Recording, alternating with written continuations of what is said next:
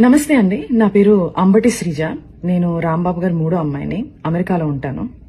అయితే నేను మీ అందరి ముందుకు ఎందుకు వచ్చానో మీకు ఈ పాటికి అర్థమై ఉండాలి. మా ఇంటి మీద 3 రోజుల క్రితం పెద్ద దాడి జరిగింది.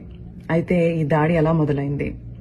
రాంబాబు గారు గుడికెళ్లి తిరిగి ఇంటికి వస్తుంటే కొంతమంది టీడీపీ వాళ్ళు కర్రలు పట్టుకుని రాళ్లు పట్టుకుని ఫిజికల్ అటాక్ కి వస్తూ థ్రెటన్ చేస్తూ ఆయన రెచ్చగొట్టే ప్రయత్నం జరిగింది. కొంత బూతు పదజాలం వాడుతూ ఒక మహిళ. అన్ఫార్చునేట్ గా దురదృష్టవశాత్తు రాంబాబు గారు అదే మాటని తిరిగి అనేశారు. ఆ స్పర్ ఆఫ్ ద మూమెంట్ లో ఇంటికి వచ్చారు, రియలైజ్ అయ్యారు, ప్రెస్ మీట్ పెట్టారు. ఇంత పెద్ద లీడర్ గా ఉండి నా బ్యాలెన్స్ ని నేను కోల్పోయి ఉండకూడదు, నేను ఆ మాట అనుండకూడదు అని ఆయనకున్న పశ్చాత్తాపాన్ని చాలా క్లియర్ గా వ్యక్తం చేశారు. అయినా వాళ్ళు తృప్తి చెందలేరు. లీగల్ కాన్సిక్వెన్సెస్ ఫేస్ చేస్తానని కూడా ఆయన చెప్పడం జరిగింది. కానీ వాళ్ళకి వేరే ఎజెండాస్ ఉన్నాయి.